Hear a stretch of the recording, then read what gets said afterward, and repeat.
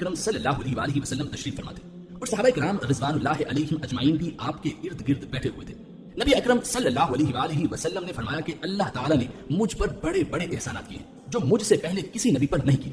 پھر فرمایا میں بیٹھا ہوا تھا کہ جبرائیل علیہ السلام آئے اور کہا اے خاتم النبیین صلی اللہ علیہ وآلہ وسلم، اللہ تعالیٰ حکم دیتے ہیں کہ میں نے آپ صلی اللہ علیہ وآلہ وسلم کے پاس اپنی کتاب بھیجی اور اس کتاب میں ایک سورت ایسی بھیجی ہے کہ اگر وہ سورت تورات میں ہوتی تو موسیٰ علیہ السلام کی امت میں سے کوئی شخص بھی یہودی نہ ہوتا، اور اگر یہ سورت انجیل میں ہوتی تو عیسیٰ علیہ السلام کی امت میں سے کوئی شخص بھی نصرانی نہ ہوتا، اور یہ سورت اگر زبور میں ہوتی تو داؤد علیہ السلام کی امت میں سے کوئی شخص بھی بت خانہ کا خادم نہ ہوتا۔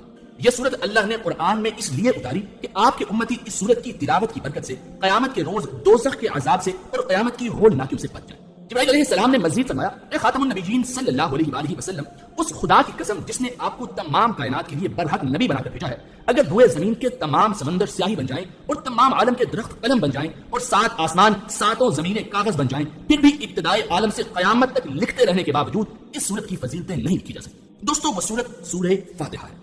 جی ہاں، سورہ فاتحہ تمام بیماریوں تمام پریشانیوں کے لیے مجرب ترین دوا ہے۔ امریکہ کے ڈاکٹروں نے کچھ آلات کی مدد سے اس بات کی تصدیق کی ہے کہ سورہ فاتحہ میں شفا ہے، کیونکہ جب ان کے ایجاد کردہ آلات پر یہ سورت پڑھی گئی تو اس کے وہی اثرات مرتب ہوئے جو انہوں نے صحت حاصل کرنے کے لیے خصوصی سینٹوریم سے حاصل کیے تھے۔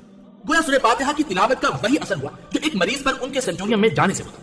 امریکہ کے ڈاکٹرز نے سورہ فاتحہ کا سورہ شفا ہونا ثابت کر دیا، اور نبی کریم صلی اللہ علیہ وآلہ وسلم کی اس حدیث کی تصدیق بھی کی جو آپ نے فرمایا تھا کہ سورہ فاتحہ ہر روگ ہر بیماری سے شفا دیتی ہے۔ تو دوستو جو بیماری کسی علاج سے ٹھیک نہ ہوتی ہو، ڈاکٹرز عاجز آ چکے ہوں، ٹیسٹ کلیئر آتے ہیں، تو سورہ فاتحہ کو صبح کے فرضوں اور سنتوں کے درمیان، فجر کی جو فرض ہیں اس کے اور سنتوں کے درمیان 2 رکعت نماز سنت ادا کریں، اور فرض سے پہلے سورہ فاتحہ کو 41 مرتبہ پڑھیں، بسم اللہ الرحمن الرحیم شروع میں ضرور پڑھیں، اور یہ سورت پڑھ کر اپنے اس بیماری کے لیے اللہ سے شفا مانگیں۔ اگر کوئی درد کی جگہ ہے تو وہاں دم کر دیں، پھونک مار دیں، انشاءاللہ اس سورت کی برکت سے اللہ پاک اسے شفا بخشیں۔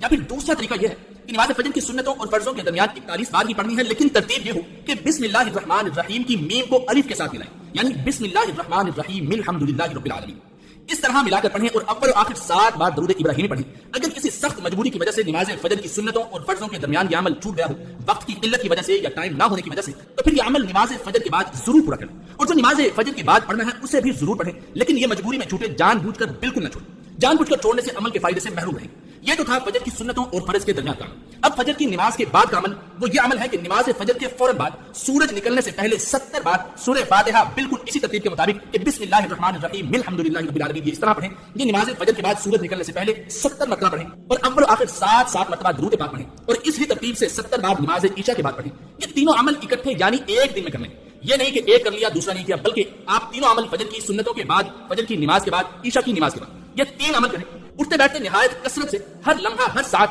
سورہ فاتحہ کی آیت ایاک نعبد و ایاک نستعین کثرت سے پڑھتے رہیں۔ اتنا پڑھیں کہ روزانہ ہزاروں کی تعداد میں۔ اگر فائدہ زیادہ چاہتے ہیں تو 21 دن میں یا 41 دن میں ایاک نعبد و ایاک نستعین کا 1.25 لاکھ مرتبہ پڑھیں۔ یہ خود پڑھ لیں یا صرف گھر والے پڑھ لیں یا دوسروں کو اکٹھا کر کے نہ پڑھائیں، صرف اپنے گھر والے اکٹھا ہو کے پڑھ لیں، زیادہ فائدہ ہے۔ اسی طرح 1.25 لاکھ، 3.25 لاکھ، 5.25 لاکھ، جتنا زیادہ پڑھ سکتے ہیں اتنا زیادہ نفع۔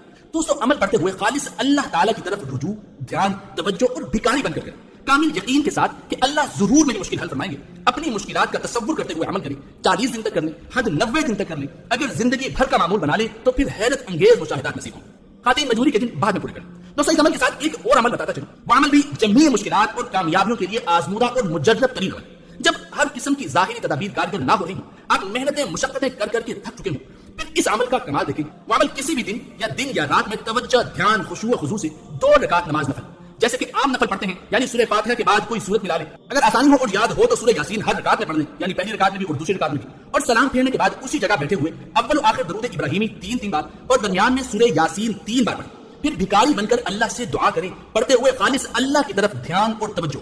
یہ عمل بھی کوشش کریں 40 دن یا 90 دن کریں، ورنہ اسے بھی زندگی بھر کا معمول بنا لیں۔ چاہے تو یہ عمل دن میں کئی بار کر سکتے ہیں، ورنہ ایک بار ضرور کریں۔ انشاءاللہ دین و دنیا کی ہر نعمت، ہر برکت، کامیابیاں، کامرانیاں اللہ رب العزت آپ کو عطا فرمائیں گے۔ جس جائز چیز کی خواہش کریں گے اللہ تبارک و تعالیٰ وہ چیز آپ کو عطا فرما دیں گے۔ آپ کی مانگی جانے والی دعائیں قبول ہوں گی، رنج و غم، تکالیف، شیطانی وسوسے، شر، غرض کے کوئی ناگوار چیز قریب نہ پھٹکے۔ رزق کی تسخیر کے لیے، قبولیت کے لیے، شہرت، عزتوں، برکتوں، ہیبت و جلال، بزرگی، فتوحات اور نعمتوں کے دروازے کھول دیے جائیں۔ معاشی مشکلات، آسیب، سحر، جادو وغیرہ سے نجات حاصل ہوگی، راہ ہدایت، پاکیزگی اور اللہ تبارک و تعالیٰ کی رضا حاصل ہوگی۔ ہر قدم، ہر میدان میں انشاءاللہ فتح و نصرت حاصل ہوگی۔ دوستو دشمن ذلیل و خوار، شکست، فاش سے دو چار ہوئے،